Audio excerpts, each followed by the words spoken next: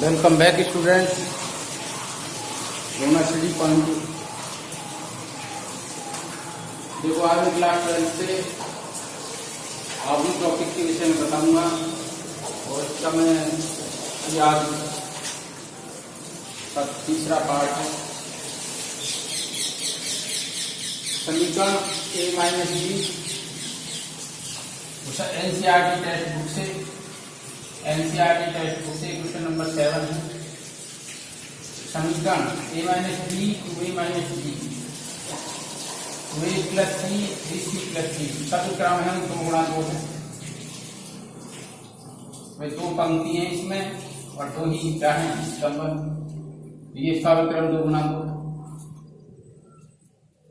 तो कैसे समान आदमी है, यदि 2 आदमी समान है तो उनका क्रम बराबर होता है। ये चेक कर लिया हमने, क्रम बराबर है। और दूसरी शर्त ये होती है कि उनके संगत अवयव बराबर होते हैं। तो हम क्या करेंगे, संगत अवयवों को बराबर रखने पर संगत अवयवों को बराबर रखने पर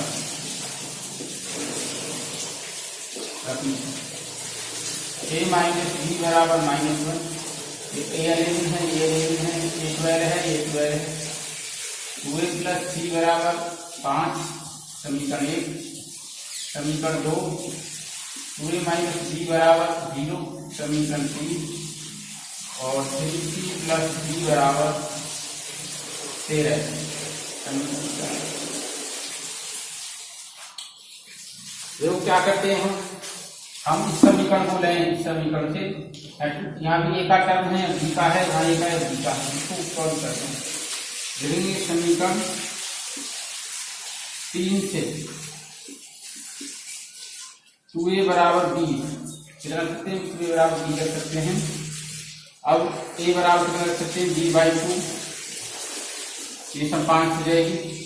अब a का मान समीकरण 1 में रखने पर a का मान समीकरण 1 में रखने पर a का मान समीकरण 1 में रखने पर अब समीकरण 1 में a का मान रखो तो b/2 माइनस बी बराबर -1। एलसीएम ले लें, b -2b अपॉन 2 बराबर -1। तो -b/2 बराबर -1, माइनस से माइनस कैंसिल हो गया, b/2 बराबर 1 और इम्प्लाइज b बराबर 2। कितना आ गया, b बराबर 2। a बराबर कितना आ गया, समीकरण 5 से a बराबर है b/2। तो b के स्थान पे क्या रखना है स्टूडेंट, 2 रखना है। तो 2/2 a बराबर कितना हो जाएगा, 1। देखो a बराबर 1 हो गया, b बराबर 2 हो गया। समीकरण 2 से लें, समीकरण 2 से 2a प्लस सी बराबर 5। तो हमें a का मान पता है, 2 गुणा 1 प्लस सी बराबर 5। तो c बराबर 5 - 2। इसको मैंने ट्रांसफर कर दिया इसको। c बराबर 3, a बराबर 1 आया, b बराबर 2 आया, c बराबर 3 सीक्वेंस में आ रहे हैं। अब हमें d का मान निकालना, तो d किसमें मिल रहा है, 4 में। समीकरण 4 से 3c प्लस d बराबर 13। तो 3c, c का मतलब 3 प्लस d बराबर 13 और d बराबर 13 - 9 और d बराबर 13 में से 9 कितना आ गया, 4। तो ये ABCD के मान फाइंड हो गए। देखो और इसमें कोई इंपोर्टेंट क्वेश्चन लेते हैं स्टूडेंट्स।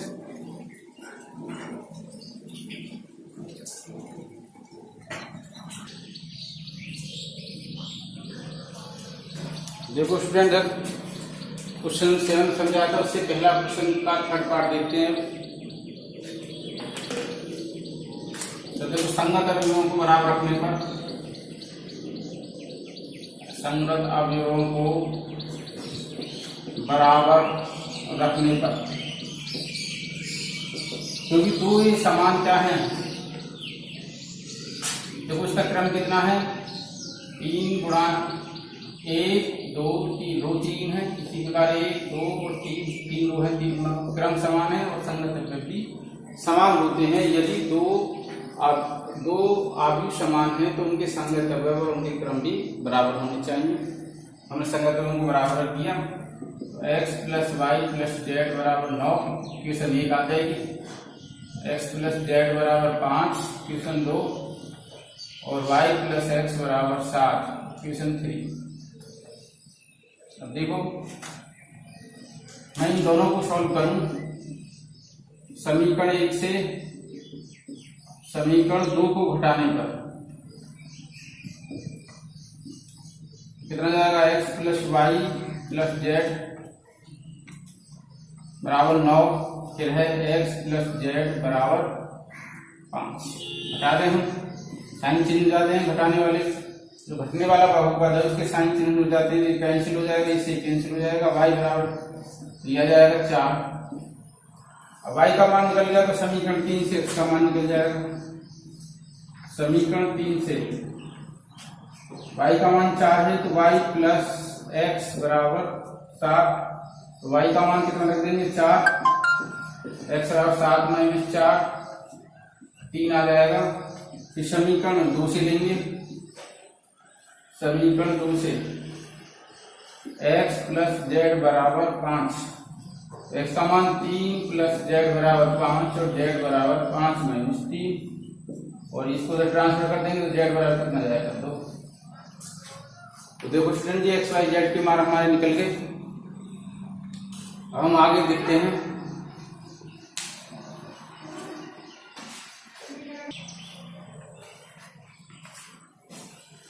वो आगे देखते हैं स्टूडेंट्स। मान लीजिए कि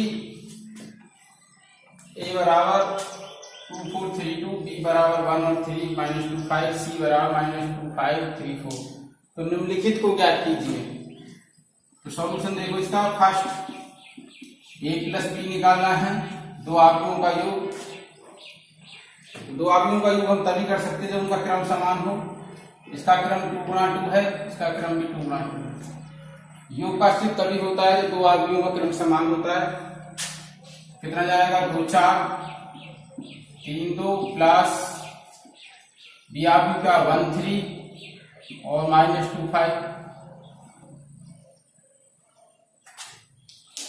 दो आव्यूहों को कैसे जोड़ते हैं? उनके संगत अवयवों को जोड़ते हैं, जैसे कि a11 b11 तो 2 + 1, फिर a12 b12 4 + 3 21 b21 3 - 2 a22 b22 2 + 5।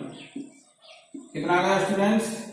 3 7 और 1 और 7। यह आ गया हमारा a प्लस बी। और हमको चाहिए a माइनस बी, तो a माइनस बी भी ऐसे निकाल लेंगे हम। a माइनस बी कैसे निकालेंगे? देखो बीच में माइनस लगा दें। 2 4 3 2 माइनस 1 3 और माइनस 2 5। देखो कैसे करेंगे? संगत अवयवों को घटा देंगे। a 11 में से b 11 घटा देंगे तो 2 - 1। a12 में से b12 घटा देंगे 4 - 3। a21 में से b21 घटा देंगे 3 माइनस, और एक खुद नेगेटिव है तो प्लस हो जाएगा। और a22 में से b22 घटा देंगे तो 2 में से 5 कितना आ गया? 1। यहाँ पे कितना आ गया? 1 और यहाँ पे कितना आ गया? 5 और यहाँ कितना आ गया? -3। 2 - 3 2 - 5 = 2 - 3 हो गया। तो a प्लस बी आ गया और a माइनस बी आ गया। अब निकालना 3a माइनस सी। 3a माइनस सी तो कैसे निकालेंगे? a में 3 से मल्टीप्लाई कर देंगे। देखो 3a कैसे निकालेंगे? जो हमारा a है इसमें 3 से मल्टीप्लाई कर देंगे तो 3 × ऐसे लिखेंगे 2 4 3 2 और माइनस सी -2 5 3 और 4। तो देखो कैसे करेंगे इसको? जब किसी अक्षर से गुणा करते हैं, अधिक से गुणा करते हैं स्केलर से, तो आव्यूह के प्रत्येक अवयव में जितने भी आव्यूह होते हैं सभी अवयवों में गुणा हो जाती है। 3 किसमें गुणा हो जाएगी तो कितना जाएगा? 6। 3 की 4 में गुणा हो जाएगी तो 12। 3 की 3 में हो जाएगी तो 9। 3 की 2 में हो जाएगी तो 6 माइनस कितना जाएगा? -2 5 3 और 4। अब सॉल्व कर लो इसे। माइनस करना है, 6 से -2 करना, तो एक तो यहाँ माइनस है, ये साइन चेंज हो जाएगा, +2 हो जाएगा। 12 - 5 कितना हो जाएगा, 9 - 3, और ये जाएगा 6 - 4। तो ये आ गया हमारा स्टूडेंट्स 8, ये आ गया 7, ये आ गया 6 प्लस का, ये प्लस के आ गए 2।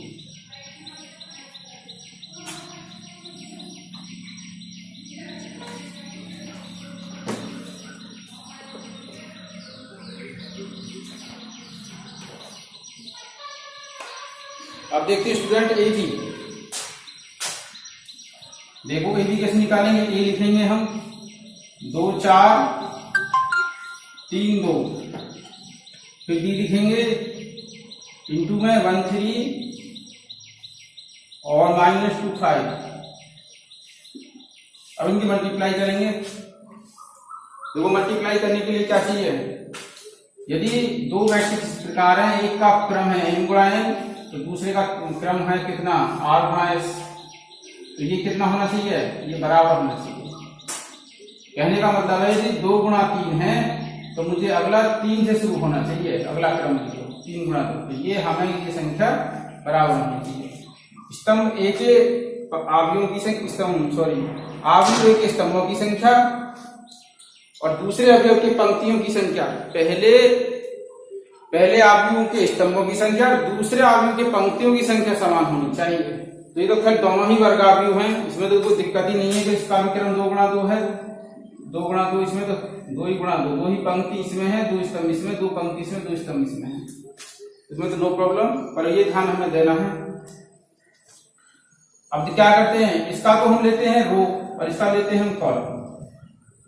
तो संगत अवयव गुणा कर दो, इसकी गुणा तो इसमें कर दो 2, इसकी गुणा इसमें कर दो -8, फिर आगे एक एलिमेंट पूरा होगा, फिर ये लेते हैं, फिर 2 की 3 में कर दो, कितना हो गया 6, और 4 की 5 में कर दो, जोड़ देते हैं 20। अब वही क्रम अब यहां से इसे हटा दो, अब नंबर इसका है 3 की 1 में कर दो 3 की 1 में करनी है, 2 की -2 में करनी है 4, ये कंप्लीट हो गया।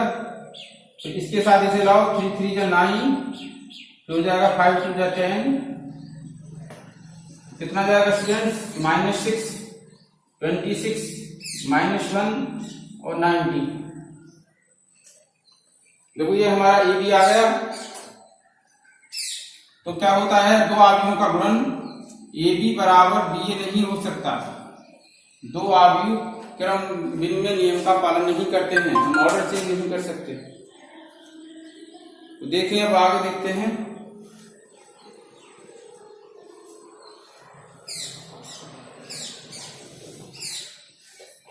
अब हम निकालते हैं इसका बी ए। देखो बी ए निकालना है यहां पर,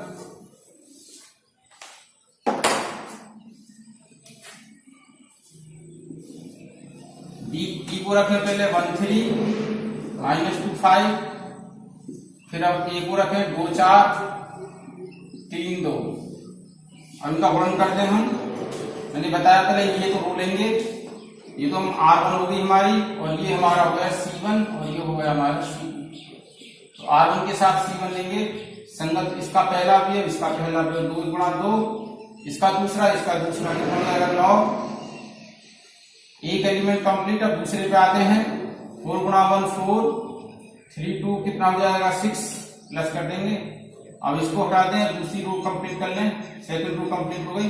सेकंड रो लेंगे, ये हमारी R2 है, तो -2 की गुणा किस में करेंगे 2 में, तो माइनस कितना हो जाएगा 4। 5 की गुणा किस में करेंगे 15, 3 में 5 3 या 15, 15 हो जाएगा। -2 की 4 में करेंगे तो -8, 5 की 2 में करेंगे तो कितना हो जाएगा 10। अब देखो 9 और 2 कितने हो गए 11, 6 और 4 कितने हो गए 10, 15 में से 4 कम कर दो कितना बचा 11, और 10 में से 8 कम कर दो कितना बचेगा 2। तो 11 10 11 2 आ गया। तो मैंने बताया था क्रमविनिमय नियम का पालन नहीं करते हैं आप, गुणन में पालन नहीं करते, योग योग में पालन करते हैं। ए प्लस बी को हम बी प्लस ए लिख सकते हैं, परंतु ए माइनस बी को बी माइनस ए नहीं लिख सकते। आप लोग भी नहीं है।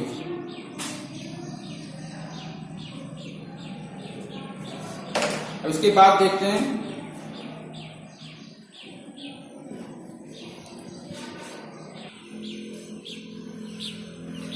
तो देखो स्टूडेंट्स, अब अगला क्वेश्चन, इसमें भी हमें गुणनफल ज्ञात करना है।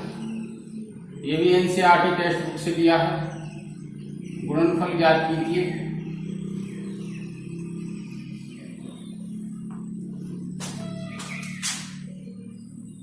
देखो कैसे करेंगे, वही तरीका अपनाएंगे। इसका क्रम कितना है, 2 गुणा 2 है। इसका क्रम कितना है, 2 गुणा 3।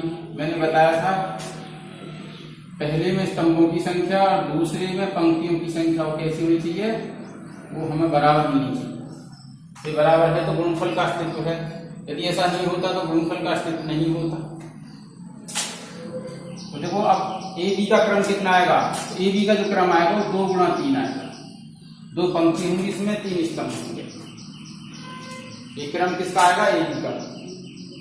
तो जो ए बी है, जो हमारा गुणन करके जो आप आता है, ए बी का जो क्रम है वो आएगा 2 गुणा 3।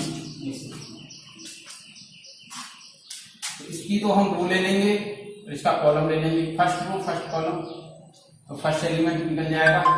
1 की 1 में करेंगे 1, -2 की 2 में करेंगे -4। फिर आगे इसका नंबर है 2 की 1 में कर दो 2, 3 की 2 में कर दो -6। फिर इसका नंबर है तीसरा एलिमेंट निकल जाएगा 3 1 जा 3 और -2। अब इसका इसे हटा दो यहां से। अब किसका नंबर है, अब सेकंड रो का R2 का नंबर है, R2। ये R2, ये हमारा C1 है, ये C2 है और ये C3 है। तो इसकी इसमें अगर 2 1 जा 2, 3 2 जा कितना हो जाएगा 6, फिर 2 2 जा 4 हो गया, 3 3 जा कितना हो गया 9, फिर आगे 3 2 जा 6 हो गया, 3 1 जा कितना हो गया 3। और इसको सॉल्व कर दें, -3 माइनस कितना आ गया 4, कितना आ गया 1, 8, कितना हो गया 13, कितना हो गया 9। तो मैंने बताया था कितना क्रम मिलेगा मुझे स्टूडेंट, 2 गुना 3 मैंने बताया था। इसमें कितने हैं R1 और ये R2 है, ये हमारा C1 है, ये हमारा C2 है और ये C3 है, थर्ड कॉलम। तो 1 2 तो 2 1 2 3, तो 2 गुना 3 हमें क्रम मिल गया। तो देखो ये भी आपका जो गुणन है कंप्लीट हो गया। और थोड़ा इसे बढ़ा लेते हैं हम।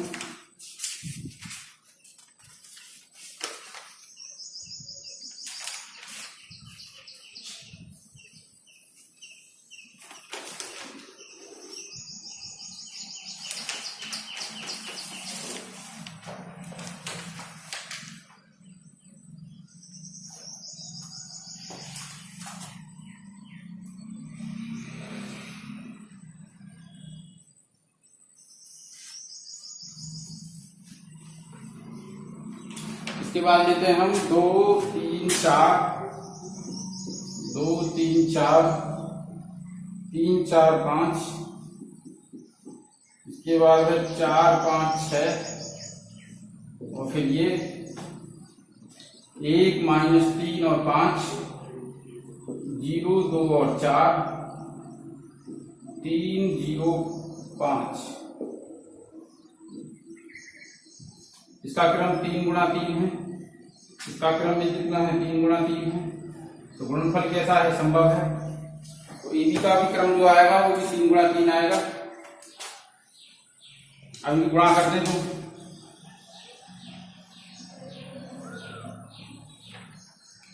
देखो ये रो ले लेंगे हम, ये R1 हो गई हमारी, ये सेकंड रो हो गई R2, ये थर्ड रो हो गई R3। तो R1 पहली रो पहला कॉलम, इस तरीका का कुछ होता है। मतलब R1 और C1 इस तरीका से हम मल्टीप्लाई करते हैं। तो क्या निकल जाएगा 1 1, इसका मतलब निकल गया हमारा ए एलिमेंट।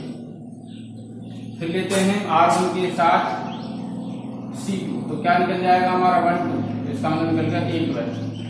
फिर लेते हैं R1C3, फिर क्या निकल जाएगा हमारा 1 और 3 का मतलब है A13।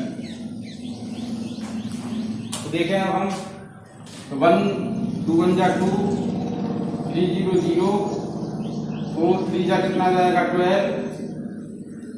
फिर आगे 12 एलिमेंट कैसे निकालेंगे ये, तो 3 2 जा -6 2 3 जा 6 और 0 की 4 में गई तो 0। फिर इसका नंबर है C3 का 2 5 जा 10 3 4 जा 12 और 4 5 जा 20। अब इसको हटा देते हैं हम, अब ले लेते हैं R2, तो 3 1 जा 3 4 0 0, ये इसका ये एलिमेंट थर्ड एलिमेंट, तो ये एलिमेंट 15। फिर C2 लेते हैं माइनस फर्स्ट एलिमेंट, इसका फर्स्ट एलिमेंट 9, कितना हो जाएगा 8, कितना हो जाएगा 0। फिर आगे 5 3 या 15 4 4 या 16 5 5 या 25। अब ये हो गया हमारा क्लियर R2। अब किसका नंबर है R3 का, अब इसकी R3 कंप्लीट कर लें। 4 1 जा 4 4 5 0 0 6 और 3 कितने हो जाएंगे 18। अगला देखते हैं -3 और 4 -12 5 4 जा 5 2 जा 10 6 0 0 5 में 4 की करें 20 4 में 5 की करें 20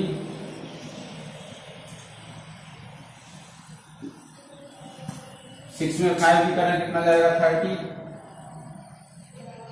देखो अब इसे सॉल्व कर लेंगे स्टूडेंट्स, कितना हो जाएगा 12 2 40, ये कैंसिल आउट हो जाएगा, 0 आ जाएगा, 20 30 42 आ जाएगा, 18 आ गया, कितना जाएगा -1 और ये जाएगा 28 40 और 15 56 आ जाएगा, ये कितना जाएगा 22, ये जाएगा -2 और ये जाएगा 40 और 30 70। देखो ये हमारा प्रोडक्ट आ गया।